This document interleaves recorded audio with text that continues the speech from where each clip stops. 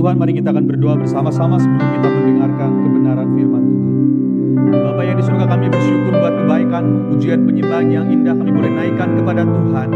Kami percaya biarlah Tuhan setiap pujian penyembahan kami boleh berkenan kepada Tuhan. Kami diberkati oleh Engkau pada hari ini. Pada hari ini kami siap untuk mendengar kebenaran firman-Mu. Kiranya boleh memberkati kami Tuhan. Berkati hamba-Mu yang tidak ada apa-apanya ini. Kiranya urapan yang baru dari ujung kepala sampai ujung kaki boleh menyertai hamba-Mu. Kami siap mendengar firman Tuhan.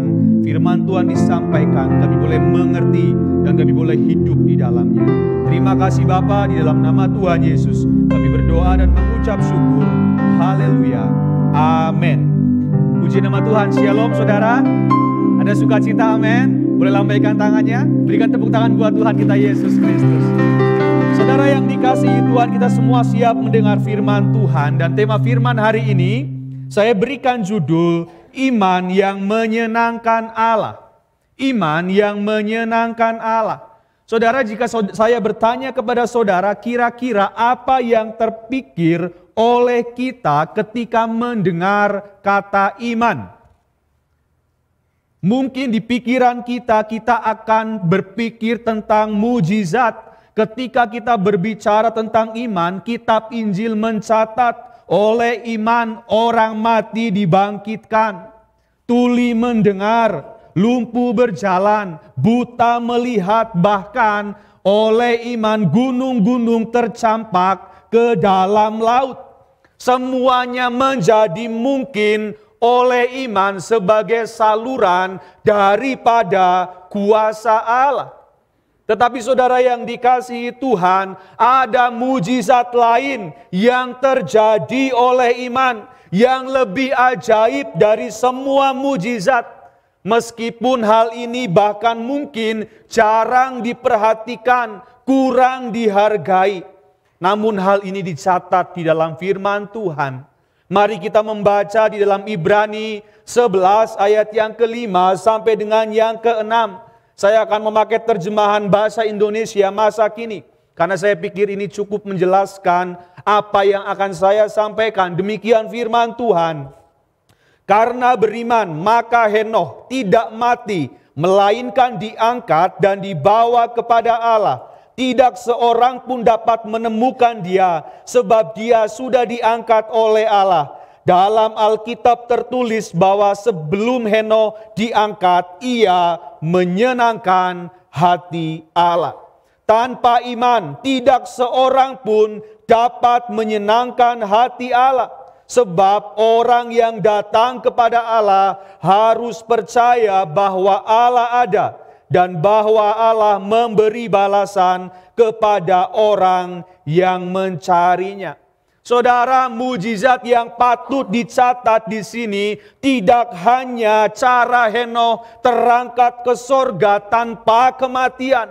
Tetapi satu fakta mujizat terbesar ialah bahwa ia menyenangkan Allah. Katakan sama-sama, menyenangkan Allah. Saudara yang dikasihi Tuhan, iman diberikan supaya saya dan saudara dapat menyenangkan Allah. Bukankah menyenangkan Allah ini merupakan mujizat yang luar biasa? Saudara, saya mau katakan iblis itu bisa melakukan mujizat. Tapi satu hal yang iblis tidak bisa lakukan, iblis tidak dapat menyenangkan Allah.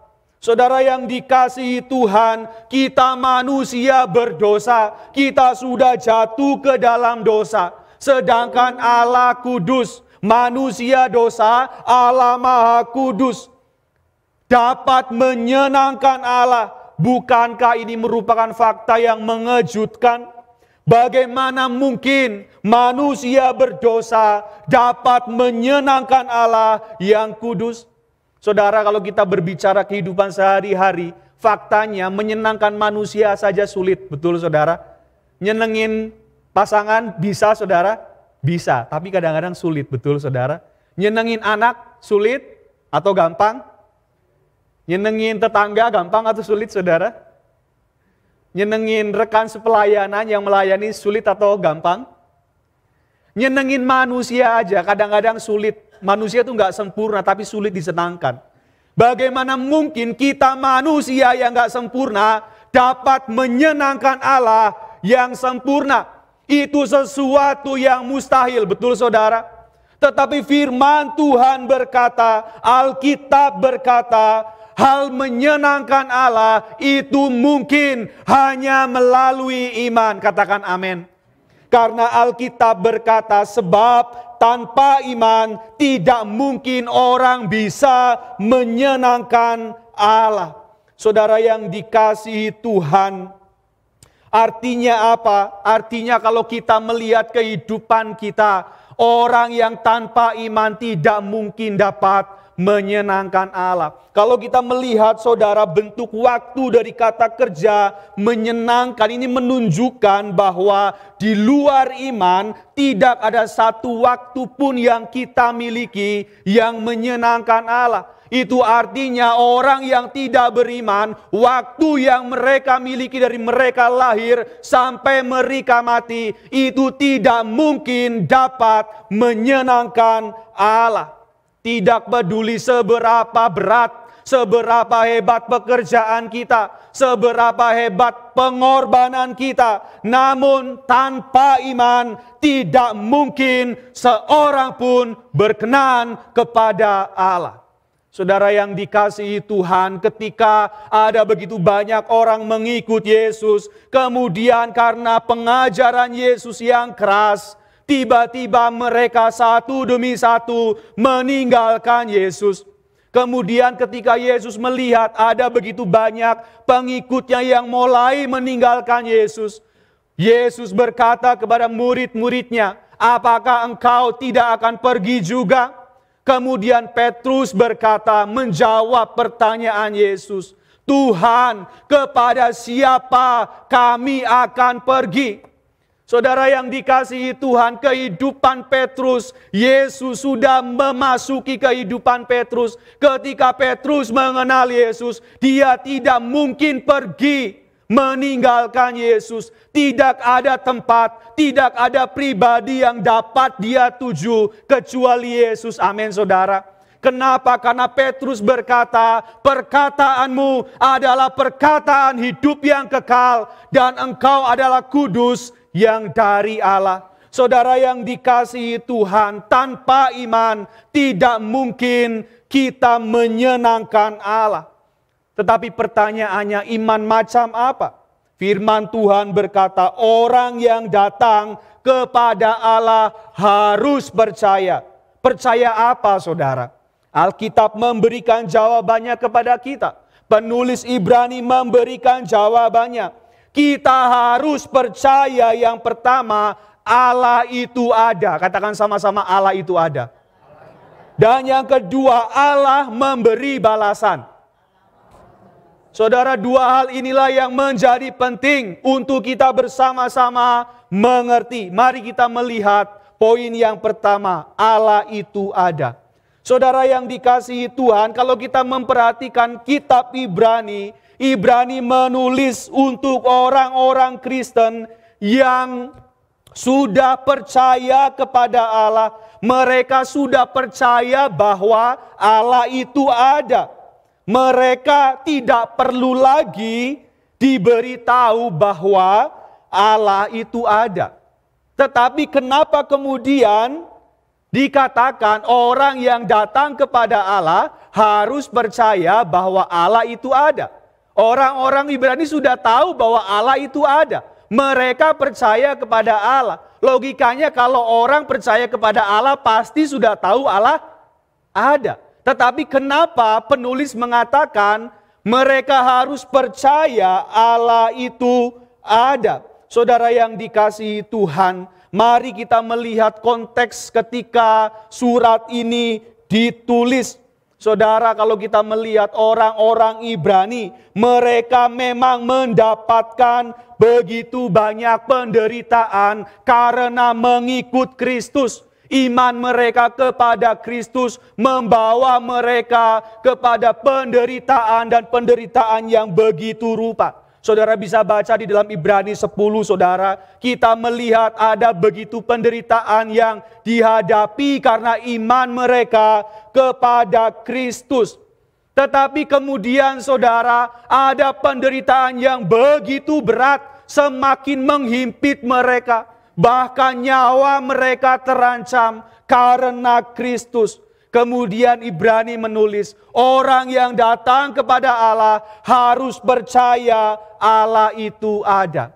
Mungkin kalimat yang sederhananya seperti ini saudara, saya buat supaya lebih mudah dimengerti. Orang yang datang kepada Allah harus percaya bahwa Allah tetap ada walaupun kelihatannya ia tidak ada.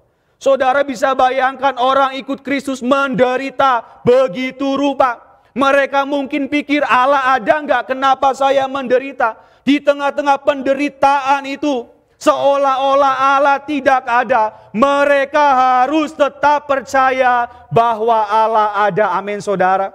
Di tengah-tengah penderitaan dan masalah kita harus percaya Allah tetap ada. Sekalipun seolah-olah Allah tidak ada. Saudara yang dikasihi Tuhan, Yesus ada bersama-sama dengan penderitaan kita. Kita harus percaya itu.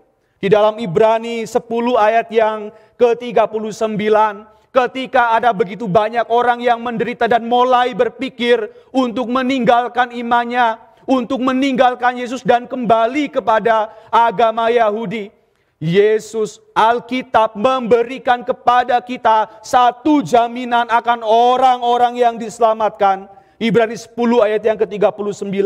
Tetapi kita bukanlah orang-orang yang mengundurkan diri dan binasa, tetapi orang-orang yang percaya dan yang beroleh hidup. Saudara yang dikasihi Tuhan, penulis Ibrani menyerukan bahwa kita adalah orang-orang yang memiliki iman yang menyelamatkan. Amin saudara. Kita adalah orang-orang yang percaya kepada Yesus Kristus. Inilah iman yang menyelamatkan. Allah itu ada. Yesus ada selalu beserta dengan kita. Dia Allah Immanuel. Amin saudara. Dia tidak pernah meninggalkan kita. Roh Yesus sendiri berkata, rohnya diberikan kepada kita dan menyertai kita sampai kepada akhir zaman.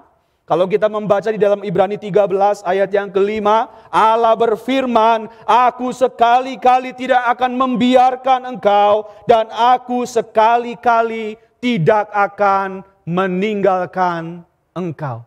Saudara yang dikasihi Tuhan, saya mau melihat satu tokoh di dalam firman Tuhan perjanjian lama bernama Gideon. Saudara, mari kita melihat kisah daripada Gideon. Gideon adalah seorang tokoh dalam perjanjian lama. Di dalam kitab Hakim-Hakim, pasal yang ke-6 mencatat, saudara bisa baca di rumah nanti, tentang Israel yang menderita di bawah penjajahan orang Midian. Israel menderita karena Midian menjajah. Kemudian si Gideon ini sebagai pengirik gandum, dia mengirik gandum di pemerasan anggur. Kenapa? Karena dia mau sembunyikan gandum supaya tidak diambil oleh orang Midian. Ketika kemudian tiba-tiba malaikat Tuhan duduk di bawah pohon tarbantin dan berkata kepada Gideon demikian, Tuhan menyertai engkau, ya pahlawan yang gagah berani. Tetapi menarik saudara, apa jawaban daripada Gideon? Hakim-Hakim 6 ayat yang ke-13 demikian. Jawab Gideon kepadanya, Tuhanku, jika Tuhan menyertai kami, mengapa semuanya ini menimpa kami? Di manakah segala perbuatan-perbuatannya yang ajaib yang diceritakan oleh nenek moyang kami kepada kami, ketika mereka berkata, bukankah Tuhan telah menuntun kita keluar dari Mesir? Tetapi sekarang Tuhan membuang kami dan menyerahkan kami ke dalam cengkraman orang Midian. Saudara, Gideon memiliki satu teologi yang sederhana, namun menarik untuk diperhatikan. Ini teologinya Gideon, saudara. Jika Tuhan menyertai kami, mengapa semua ini menimpa kami? Dengan kata lain, Gideon punya teologi. Jika Tuhan menyertai kami, seharusnya tidak ada hal yang buruk akan menimpa kami. Saya tanya, ini benar nggak saudara teologi seperti ini? Saudara, saya rasa pemikiran atau teologi seperti ini kacau, saudara. Ini satu teologi yang tidak tepat, saudara yang dikasihi Tuhan, tapi celakanya pemikiran Gideon selalu dipakai oleh berbagai gereja di zaman ini. Ada begitu banyak orang Kristen mengkhotbahkan tentang teologi Gideon. Saya rasa saudara, teologi kemakmuran berangkat dari pemikiran ini. Ini satu jenis teologi kemakmuran dalam perjanjian lama. Jika Tuhan menyertai kami, kami tidak akan mengalami kesulitan. Jika Tuhan menyertai kami, kami akan makmur. Kami tidak akan sakit. Kami tidak akan mengalami kesusahan. Saudara yang dikasihi Tuhan, itulah jenis teologi kemakmuran, teologi Gideon yang dikhotbahkan di gereja, yang membius begitu banyak jemaat, sehingga ketika mereka ikut Kristus, yang dalam pikiran mereka ialah kemakmuran, ialah kesenangan, ialah kesehatan, tanpa berpikir bahwa hidup di dunia segala kemungkinan yang buruk itu mungkin terjadi. Betul saudara? Saudara yang dikasihi Tuhan, mari kita melihat, saudara, ada begitu banyak bahaya yang dikandung di dalam pengertian ini. Mereka pikir Allah itu ada hanya ketika mereka diberkati. Mereka pikir Allah itu ada hanya ketika mereka sehat. Dan sebaliknya saudara, ketika mereka tidak diberkati. Teologi kemakmuran, teologi Gideon. Mereka mengatakan Allah tidak ada. Ketika mereka mengalami kesulitan, Allah tidak ada. Benar enggak saudara pemikiran seperti ini? Saya rasa ini hal yang perlu dipikirkan baik-baik. Jangan sampai orang Kristen terjebak di pemikiran seperti ini. Saya mau katakan saudara, di dalam setiap kondisi apapun, Allah itu ada menyertai kami, menyertai kita. Amin saudara. Dalam suka duka, dalam susah senang, di setiap kondisi apapun yang mungkin terjadi di dunia ini, Allah ada bersama dengan kita. Saya teringat dengan lagu sekolah minggu yang berkata, di kanan kau ada, di kiri kau ada, di atas dan di bawah kau ada. Di suka kau ada, di duka pun kau ada, karena Engkau Yesusku. Ini lagu sederhana saudara, tapi teologinya begitu dalam. Kenapa? Karena Allah ada di dalam setiap kehidupan kita. Allah tidak hanya ada ketika kita senang, tetapi ketika kita mengalami penderitaan, Allah juga ada bersama dengan kita. Katakan amin saudara. Saudara, tokoh yang kedua ialah Habakuk. Saudara, kita juga melihat Habakuk bergumul dengan pergumulan yang sama seperti Gideon. Pada zaman Nabi Habakuk, orang-orang Kasdim telah mengepung kota dan mengancam akan memusnahkan penduduk Israel. Habakuk berdoa kepada Allah dengan keras, namun Allah menurut Habakuk tidak melakukan apapun. Dalam keputusasaannya Nabi Habakuk berseru, berapa lama lagi Tuhan aku berteriak tetapi tidak kau dengar. Aku berseru kepadamu penindasan tetapi tidak kau tolong. Saya mau berkata kepada saudara, benar Allah tidak mendengar? Benar Allah tidak menolong? Bagi Habakuk, Allah tidak mendengar, Allah tidak menolong. Tetapi faktanya apakah demikian? Mari kita melihat saudara, di dalam doanya Habakuk mengeluhkan Allah yang tidak melakukan sesuatu. Allah tidak mendengar, Allah tidak menolong, seolah-olah Allah tidak ada. Tapi firman Tuhan berkata kita harus percaya Allah ada. Sekalipun seolah-olah Allah tidak ada. Dan kemudian saudara, Allah menjawab keluhan Habakuk. Di dalam Habakuk 1 ayat yang ke-5. Lihatlah di antara bangsa-bangsa dan perhatikanlah. Jadilah heran dan tercengang-cengang. Sebab aku melakukan suatu pekerjaan dalam zamanmu yang tidak akan kamu percayai jika diceritakan. Saudara, Allah sudah kasih tahu Habakuk bahwa dia telah melakukan sesuatu. Tetapi masalahnya apa? Habakuk tidak percaya. Saudara yang dikasihi Tuhan, bagi Habakuk, Allah tidak melakukan sesuatu karena penindasan itu. Tetapi apakah benar? Perhatikan saudara, Habakuk 1 ayat yang ke-6a. Sebab sesungguhnya akulah yang membangkitkan orang Kasdim.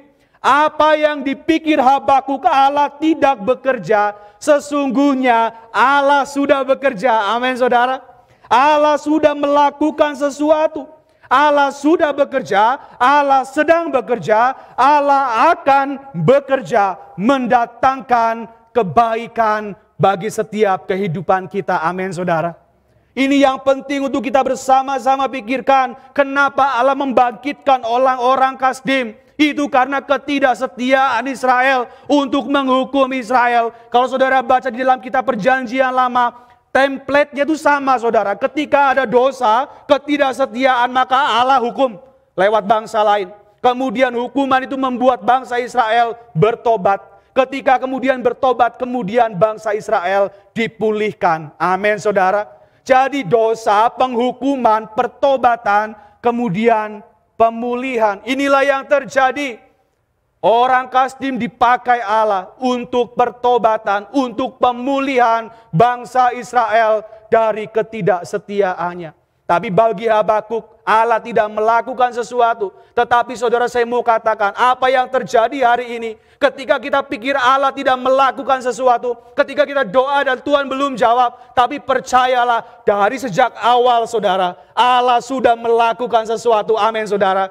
Dan Allah hendak menyelesaikannya untuk kita. Inilah yang harus kita percayai sebagai orang percaya. Saya pikir ini teologi yang benar. Kita tidak boleh salah lagi saudara di dalam memahami kebenaran Allah, di mana Dia bekerja, turut bekerja di dalam segala sesuatu untuk mendatangkan kebaikan bagi kemuliaan Allah. Saudara yang dikasihi Tuhan, sebagai orang Kristen, seharusnya kita percaya bahwa Yesus sudah bekerja, Yesus sedang bekerja, Yesus akan bekerja di dalam kehidupan kita. Karena ingat saudara bahwa Dia adalah Alfa dan Omega. Amin saudara. Dia awal dan akhir, Dia kekal sampai kekal. Dia melakukan, Dia memulai sesuatu pekerjaan di dalam kehidupan kita. Dan Dia juga yang akan menyelesaikannya bagi kita. Tugas kita satu saudara, hanya percaya Allah itu ada bersama-sama dengan kita. Katakan amin. Di dalam Habakuk 2 ayat yang keempat dikatakan, sesungguhnya orang yang membusungkan dada tidak lurus hatinya, tetapi orang benar itu akan hidup oleh percayanya. Saudara yang dikasihi Tuhan, maukah kita percaya Allah itu ada? Yesus ada bersama-sama dengan kita. Boleh lambaikan tangan. Amin. Sekalipun seolah-olah kelihatannya tidak ada, kita mau tetap percaya Yesus bersama dengan kita. Amin saudara. Saudara yang dikasihi Tuhan, kita kembali kepada kitab Ibrani. Kalau kita melihat Ibrani mencatat tentang orang-orang lain. Saya tertarik dengan orang-orang lain saudara di dalam kitab Ibrani. Saya akan bacakan di dalam Ibrani 11. Ayat yang ke-33 sampai dengan yang ke-34. Kita akan melihat dua jenis pengalaman iman. Supaya kita nggak salah saudara. Jangan sampai kita berat sebelah sehingga kita melupakan pengalaman iman yang satunya lagi. Ini pengalaman iman yang pertama. Iman yang membawa mereka kepada pengalaman ini. Ibrani 11 ayat yang ke-33 sampai 34. Yang karena iman telah menaklukkan kerajaan-kerajaan, mengamalkan kebenaran, memperoleh apa yang dijanjikan, menutup mulut singa-singa, memadamkan api yang dahsyat. Mereka telah luput dari mata pedang, telah beroleh kekuatan dalam kelemahan, telah menjadi kuat dalam peperangan, dan telah memukul mundur pasukan-pasukan tentara asing. Siapa yang mempunyai iman seperti ini saudara? Ini jenis iman yang luar biasa. Amin saudara. Tetapi iman yang sama membawa kepada satu pengalaman yang berbeda. Ini jenis iman yang luar biasa. Kita mau iman jenis ini. Kita mau pengalaman kemenangan iman seperti ini. Tetapi apakah kemudian kita juga melupakan pengalaman iman yang lain? Di dalam Ibrani 11 ayat yang ke-35 sampai dengan yang ke-37. Inilah iman dari orang-orang lain itu. tidak dicatat namanya. Tetapi Alkitab mencatat, ibu-ibu telah menerima kembali orang-orangnya yang telah mati. Sebab dibangkitkan. Tetapi orang-orang lain membiarkan dirinya disiksa dan tidak mau menerima pembebasan, supaya mereka beroleh kebangkitan yang lebih baik. Ada pula yang diejek dan didera, bahkan yang dibelenggu dan dipenjara. Mereka dilempari, digergaji, dibunuh dengan pedang. Mereka mengembara dengan berpakaian kulit domba dan kulit kambing sambil menderita kekurangan, kesesakan, dan siksaan. Saudara, kitab Ibrani mencatat iman yang sama menghasilkan dua jenis pengalaman yang berbeda. Iman yang pertama memampukan sebagian orang untuk luput dari kematian oleh pedang.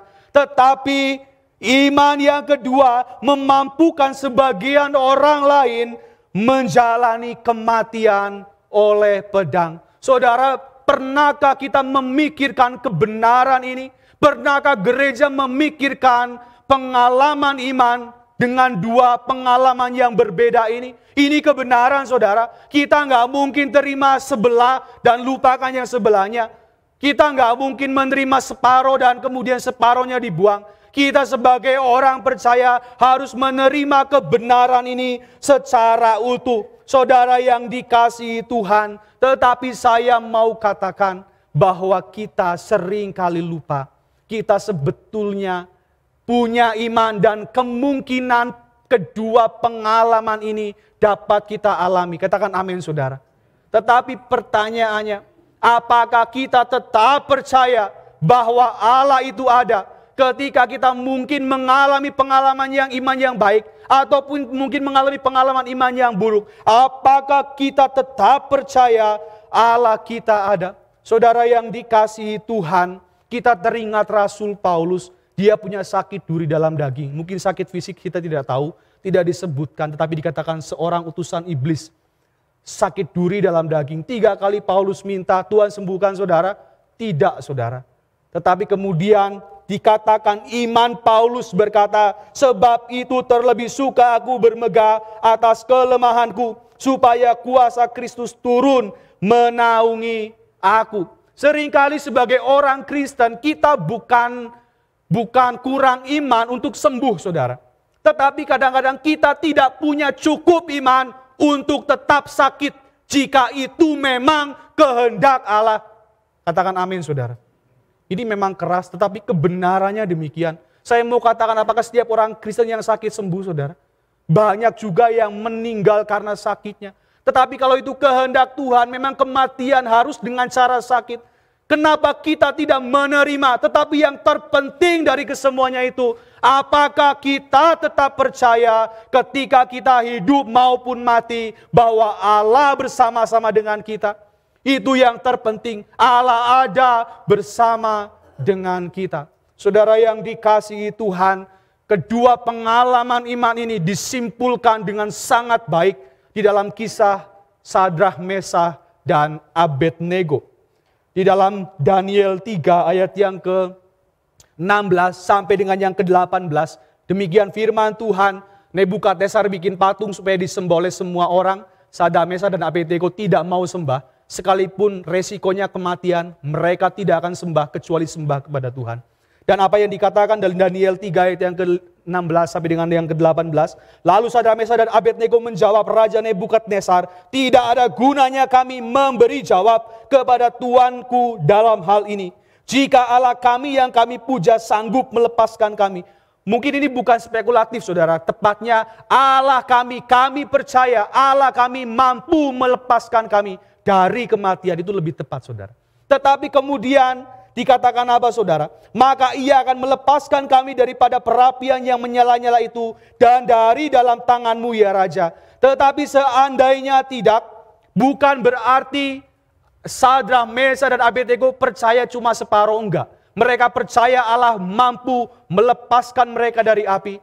Tetapi kemudian dikatakan, seandainya Allah membawa iman kami kepada pengalaman yang lain, yaitu pengalaman kematian, dikatakan apa? Saudara? Tetapi seandainya tidak, hendaklah Tuanku mengetahui ya Raja, bahwa kami tidak akan memuja dewa Tuanku dan tidak akan menyembah patung emas yang Tuanku dirikan itu. Saudara yang dikasihi Tuhan, mereka percaya sepenuhnya Allah mampu melepaskan mereka dari perapian. Tetapi ketika mereka dibawa kepada pengalaman lain, harus mengalami kematian, mereka tetap percaya kepada Allah. Saudara, saya mengutip tulisan Tim Keller, saudara. Dia mengatakan perihal ayat ini. Dikatakan demikian, mereka tahu Allah akan menyelamatkan mereka dari kematian ataupun melalui kematian. Amin, saudara. Allah dapat selamatkan kita dari kematian, dari setiap permasalahan, dari setiap sakit penyakit. Allah mampu sembuhkan. Amin, saudara.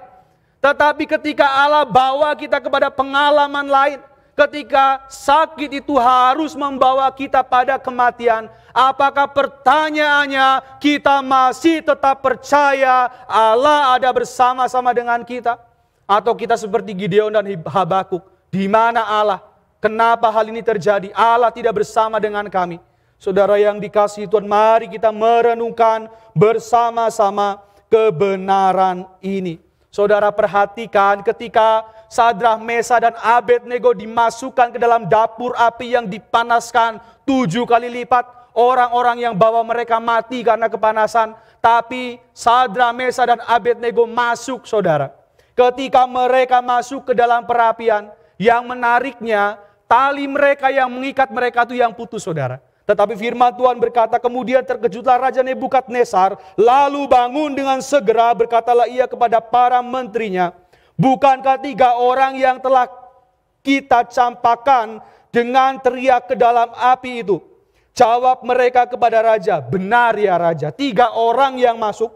Katanya, tetapi ada 4 orang, kulihat berjalan-jalan dengan bebas di tengah-tengah api itu. Mereka tidak terluka, dan yang keempat itu rupanya seperti anak dewa. Saudara yang dikasihi Tuhan, orang yang keempat yang berjalan bersama dengan mereka, itulah yang membuat mereka tidak hangus terbakar. Itulah yang membuat mereka tidak mati oleh panasnya api.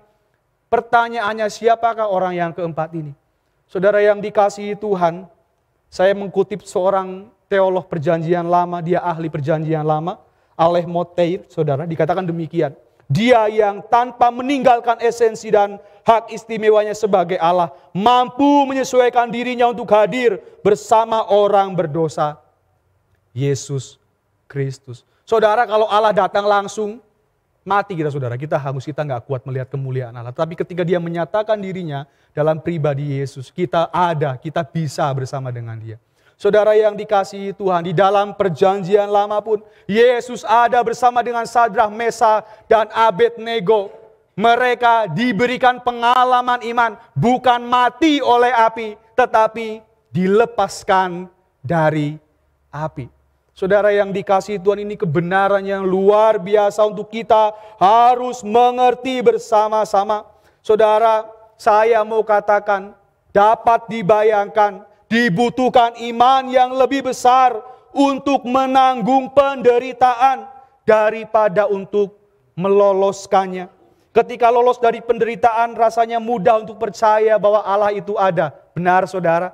Tetapi ketika kita terus berada di dalam penderitaan, apakah kita masih tetap percaya Allah ada, Yesus ada bersama-sama dengan kita? Saya rasa di tantangan gereja Tuhan hari ini, ketika penderitaan mulai datang, jangan sampai kita goyah kemudian berpikir Allah tidak ada, Yesus tinggalkan kita. Enggak, saudara. Kita mau katakan, kita mau berdiri seperti Ibrani berkata, kita bukan orang-orang yang mengundurkan diri. Kita adalah orang-orang yang percaya Yesus ada, Allah ada bersama-sama dengan kita. Saudara yang dikasihi Tuhan, biarlah firman Tuhan hari ini boleh menjadi kekuatan bagi setiap kehidupan kita. Amin buat firman Tuhan Mari kita berdoa. Satu poin lagi saudara, saya tidak lanjutkan. Saya pikir kebenaran ini cukup untuk kita semua untuk mengerti Allah ada bersama dengan kita. Amin. Mari kita berdoa. Tuhan Yesus, kami bersyukur buat kebaikan-Mu. Firman Tuhan sudah disampaikan, biarlah firman Tuhan boleh menjadi kekuatan dalam kehidupan kami. Kami percaya Yesus ada, Allah ada bersama dengan kami. Dalam setiap kondisi apapun, setiap pengalaman iman yang Tuhan bawa kami mau seimbang di sini Tuhan. Kami mau mengerti bahwa pengalaman iman kami bisa saja berbeda, tetapi kami percaya iman kami Allah ada, Allah menyertai kami, tidak meninggalkan kami. Kami tahu Tuhan, Allah yang mampu menyelamatkan kami dari kematian, Allah juga yang menyelamatkan kami melalui kematian. Kematian tidak menakutkan kami karena kami tahu Yesus Kristus adalah juru selamat kami. Kematian di dunia ini sesungguhnya membuat kami semakin dekat bersama-sama dengan Allah di dalam kerajaan surga. Kami bisa melihat pribadi-Mu yang begitu mulia. Terima kasih Bapa, di dalam nama Tuhan Yesus kami berdoa dan mengucap syukur. Haleluya. Amin.